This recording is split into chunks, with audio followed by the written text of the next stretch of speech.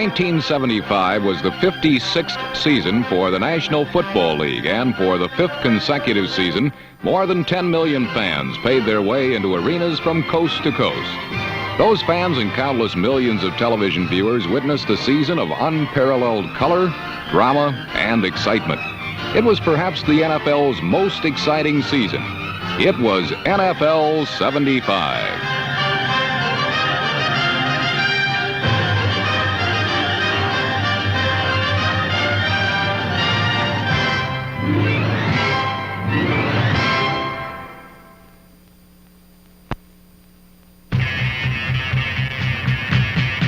As the game of pro football became more and more modernized, so did the arenas in which it is played. The Detroit Lions moved into a bubble-domed 80,000-seat playroom called Pontiac Metropolitan Stadium. While in New Orleans, the main topic of conversation was the ninth wonder of the world, the incredible Louisiana Superdome. Or it was the main topic until the end of the season, when Hank Stram was named the new head coach of the Saints. In Philadelphia, the new Eagle coach became youthful Dick Vermeil, fresh from UCLA's Rose Bowl upset of Ohio State. While in San Francisco, the search for a new head coach finally ended in Miami, when Don Shula's assistant head coach, Monty Clark, was persuaded to join the 49ers. Jack Pardee was another new and youthful head coach. His assignment was simply to rebuild the Chicago Bears. While in Green Bay, the new coach of the Packers was greeted as a returning hero, which indeed he was. Bart Starr could not transform the Packers into instant champions, but he did create some new kinds of excitement for the Green Bay faithful. Another former Packer hero, Forrest Gregg, took over the Cleveland Browns and found both frustration and a new 1,000-yard rusher in the sensational Greg Pruitt, number 34.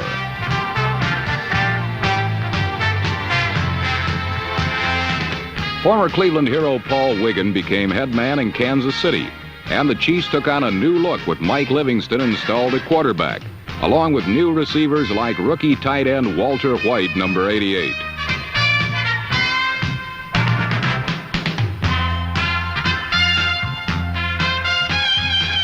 In New England, quarterback Steve Grogan and Patriot rookie tight end Russ Francis, number 81, became another new and surprisingly effective passing combination. The Denver Broncos were saddened by the retirement of all-time favorite Floyd Little, but at the same time were encouraged by the new and explosive talent of rookie wide receiver Rick Upchurch, number 80.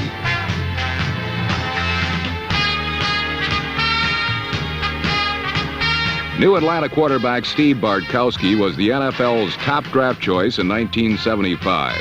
But on this touchdown against the Cincinnati Bengals, Bartkowski injured his elbow and was forced to sit out 1 month of the season. Bartkowski returned for the final month, led the Falcons to several impressive victories, and won for himself consensus recognition as Rookie of the Year.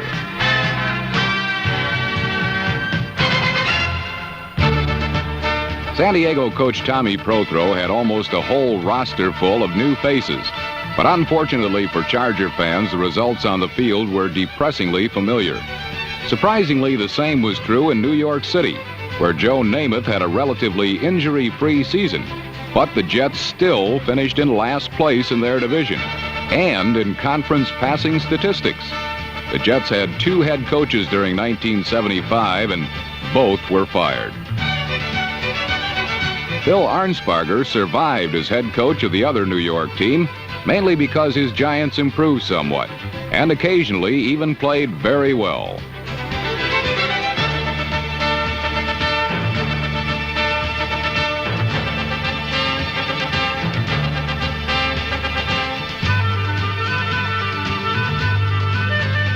In upstate New York, Buffalo's Joe Ferguson handed the ball to number 32 329 times. And even the world's best defense couldn't lay a finger on Mr. Orenthal James Simpson.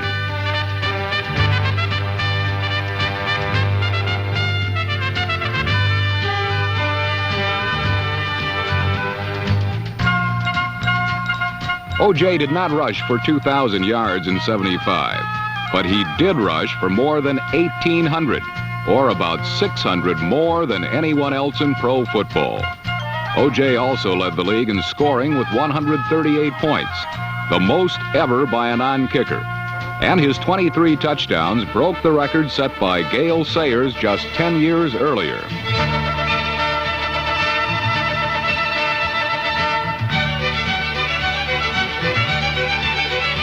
O.J. was also at times a devastating receiver. This pass and run pulled out a game against the Jets.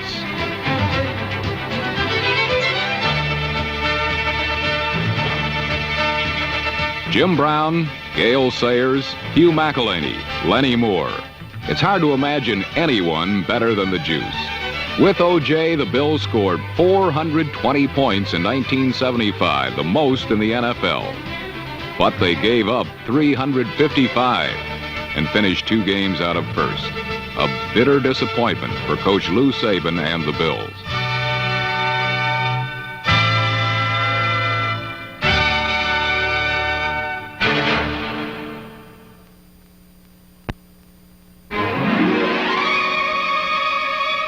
Up in Viking country, wily old Minnesota again won the NFC's Central Division, and their defense was about as stingy as ever.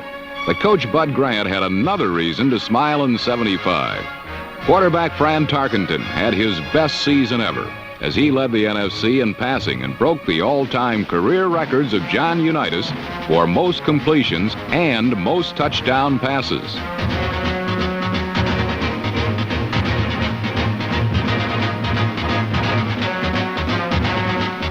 Fran Tarkenton, as always, threw to a variety of receivers, but his favorite was number 44, Chuck Foreman, who led the NFL in receiving and set a new record for running backs with 73 receptions.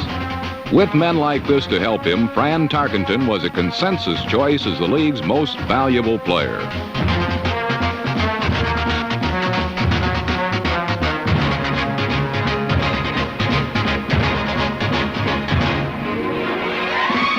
Los Angeles coach Chuck Knox also had many reasons to smile in '75 as his rambunctious Rams rolled over the NFC's Western Division by the almost unbelievable margin of 7 full games.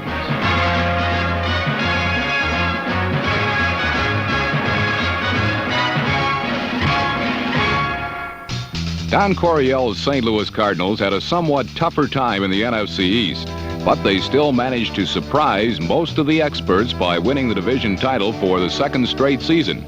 Number 21, Terry Metcalf, scored in every way possible for an offensive player and set a new NFL season record with 2,462 yards of total offense.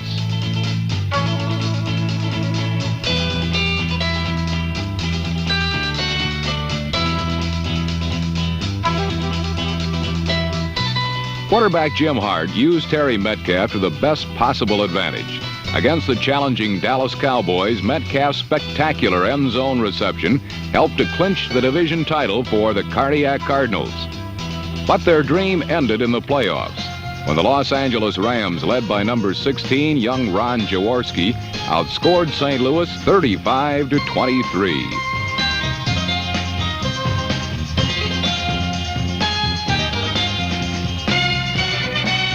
For George Allen's Washington Redskins, it was a year of almost total frustration. Billy Kilmer did get the ball to Charlie Taylor often enough for Taylor to break the all-time career record for pass receptions. And the Redskins even had a candidate for Rookie of the Year in Mike Thomas, number 22. But their season was perhaps best summed up by one weird play in St. Louis.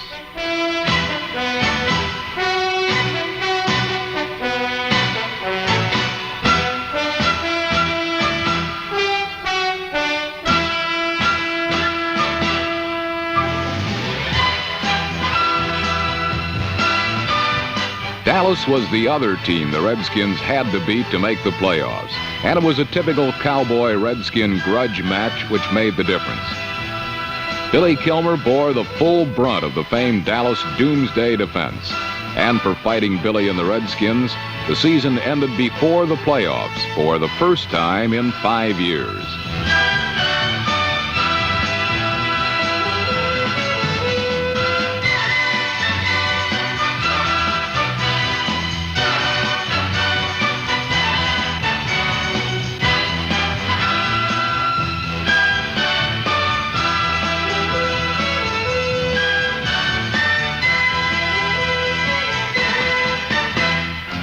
At the start of the season, Dallas coach Tom Landry was given very little chance to do much because his Cowboys were supposedly at the beginning of a rebuilding program.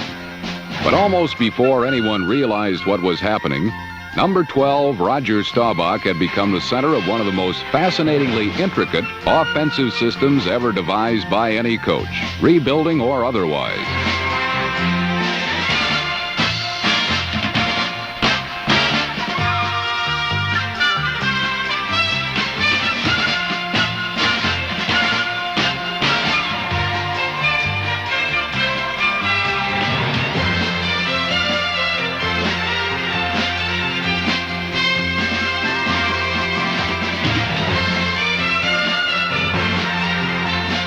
NFC Coach of the Year Tom Landry and quarterback Roger Staubach faced the ultimate challenge in the playoffs at Minnesota. With only seconds remaining and trailing 14-10, Staubach twice fired the Landry shotgun to his favorite clutch receiver and one of the game's best, Drew Pearson, number 88.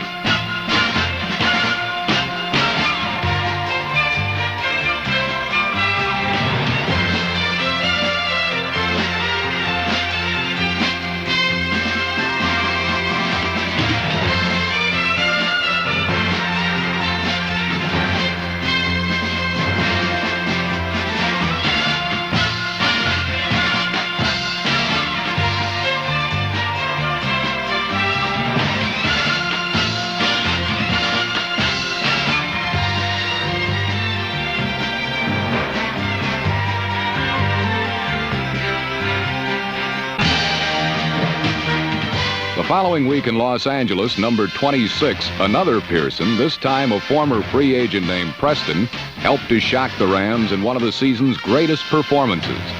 Roger Staubach threw 4 touchdown passes, 3 of them to Preston Pearson, as the wild card Cowboys crushed the Rams to win the NFC title 37-7.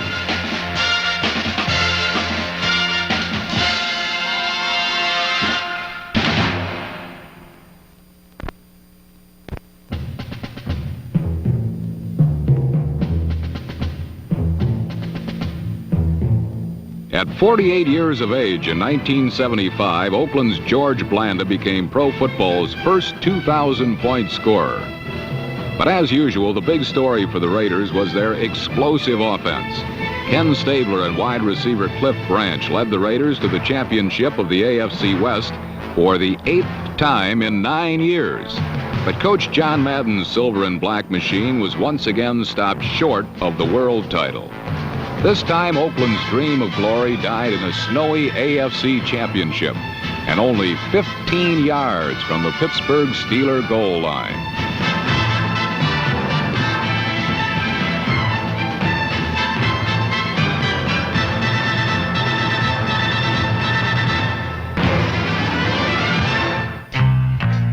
In 1975, the Houston Oilers blossomed into a contender under new head coach O.A. Bum Phillips.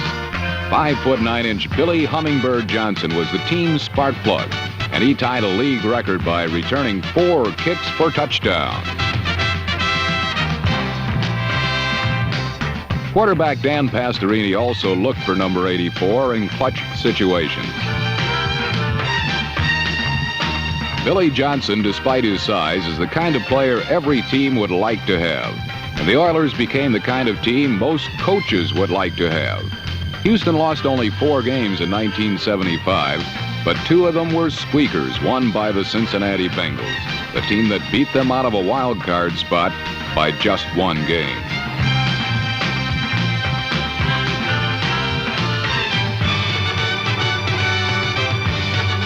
If any one game can be pointed out as the one which made the Oilers a winner, it would have to be the one against Don Shula's always tough Miami Dolphins.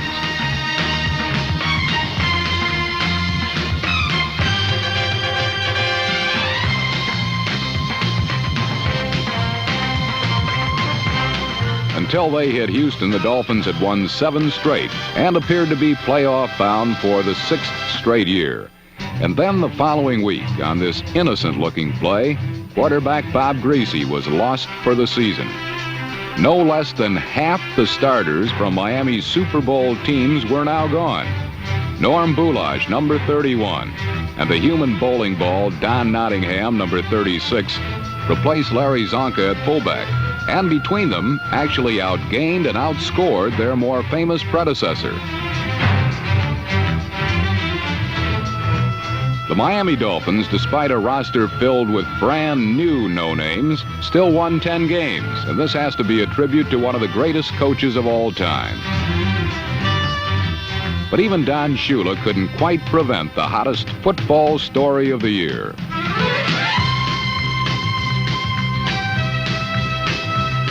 The new Baltimore Colts were directed by rookie head coach Ted Marchibroda and a third-year rifle from Louisiana named Burt Jones.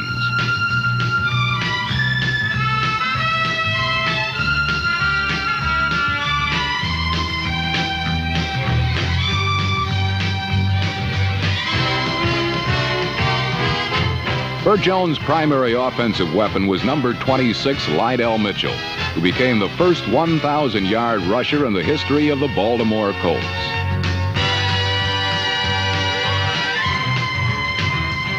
The moment of truth for Baltimore came in sudden death against Miami. A Chesapeake Bay fog rolled over Memorial Stadium and imparted even more drama to one of the NFL's most memorable games.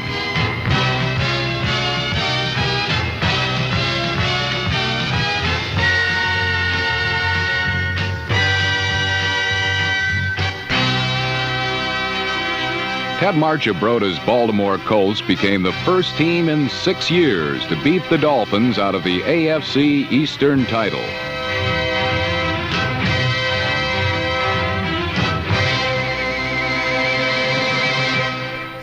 In Paul Brown's final season as a head coach, he and quarterback Ken Anderson led the Cincinnati Bengals to 11 victories and a wild card spot in the playoffs.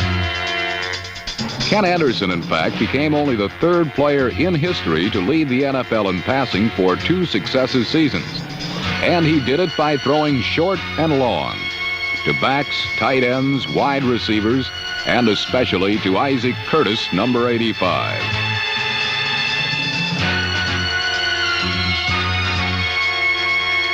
The passing game got the Bengals into the playoffs, but once there, they were outpassed and finally eliminated by the Oakland Raiders 31-28.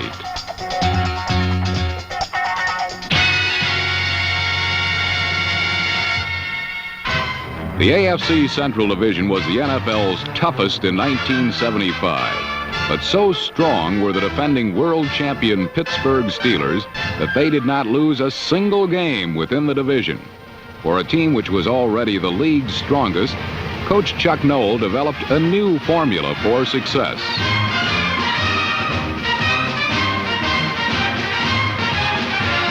The 12 was, of course, quarterback Terry Bradshaw, while the rest of the equation depended upon a 5-foot 10-inch second-year receiver from Southern California by the name of Lynn Swann.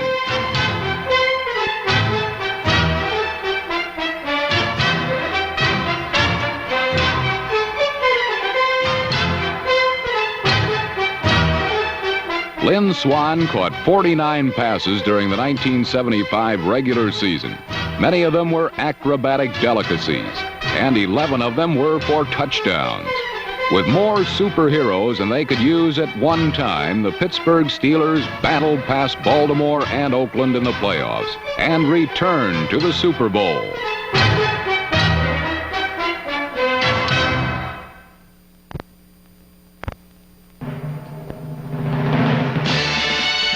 Playing in the Super Bowl is the dream of every football player. To win the Super Bowl is the ultimate triumph. To be your team's most valuable player in the Super Bowl, that's too much even to dream about.